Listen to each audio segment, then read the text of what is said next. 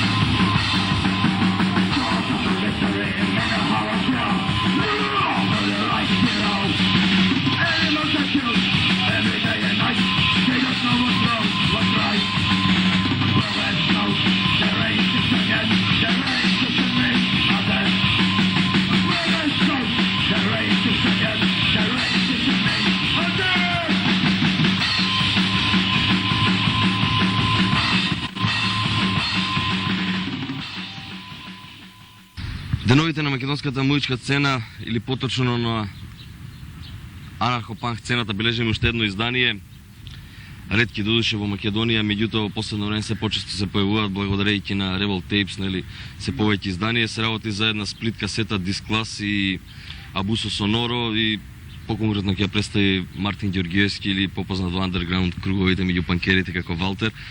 Како дојде до соработката со издавачот, со бендот, наоѓањето на бендот, какви снимки се наоѓаат овде и како ќе се одвива понатаму промоцијата на ова издание? Па вака, тоа дојде, мислам, со договор меѓу мене и Стефан од Revolt Tapes. Он више се имаше допишувано со Abuso Sonoro кој се од Бразил. И тој така беше иницијатор, мислам, да се направи оваа касета, со тоа што ќе составивме 2 живи снимки. Едната е од Дисклас, тоа беше снимена на твојот фестивал Forever Punk, Forever Young. И едната снимка е од Abuso Sonoro од Бразил, исто така лайв снимка. Мислам, ова издание е така едно од поновите. Мислам и нашите снимки не се додуше стари, така што и на Abuso Sonoro се од 97. Добро, Дисклас се попознати по повеќе имиња, нели? Истата формација смени неколку имиња. Дали ова дефинитивното Дисклас? Па да, пред тоа се викавме Social Deprived, ама мислам некако јас малце, мислам дома седев и го размотрив името, така да не беше баш убаво и така го сменивме Дисклас и Дисклас ке си биде, мислам така, константно име, нема да го менуваме да се. Оваа касета, како што прочитав, е посветена на Ивица, на басистот. Има некоја причина, нели? Па добро, сега има некоја причина, нели, што западна панк младината во некоја лоша работа, да не ја именуваме, нели? Не само панк младината, туку и сите андерграунд луѓе, па затоа онака имаше некоја посета касетата против земањето на дрога. Така да верувам дека некој ќе го свата тоа и нема да употребува дрога. Добро, има ли некои реакции од оваа касета? Предпоставувам дека е пратена веројатно на некои адреси. Ја пратив јас на неколку онака, мислам, што се издавачи и за рецензирање во неколку фанзини.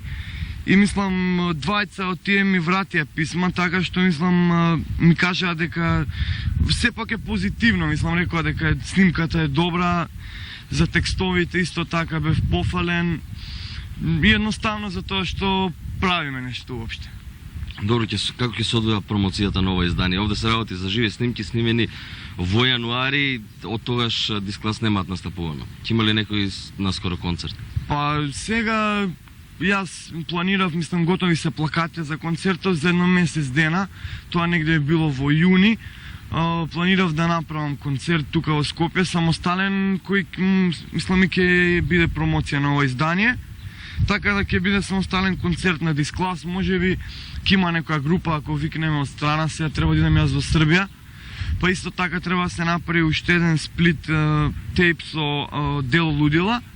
Па можеби они ќе настапуваат тука, така што ако го направам тоа издание, тогаш ги имам снимките, може и тоа да биде издание промовирано тогаш. Добро, претпоставувам и тоа ќе биде со снимки во живо. Кога ќе влезат Дисклас во студио? Не, тоа издание ќе биде со студиски снимки. Мисламе сега дали ќе ги правиме DIY, do it yourself, во што се вика во гаража со миксета или ќе снимаме, не знаеме, само имаме со Јапан од форум договорено да ни позаеми опрема, па така за едно 2-3 недели можеби ќе има снимено Дисклас, нешто ново.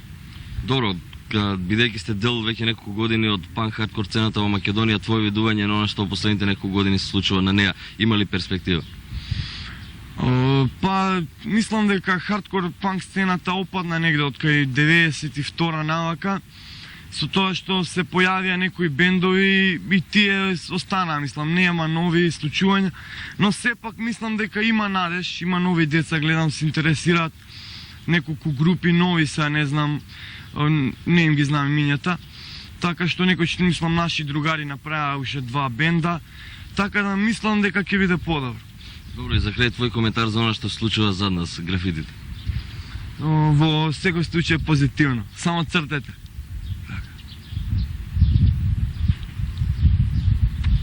Ciao.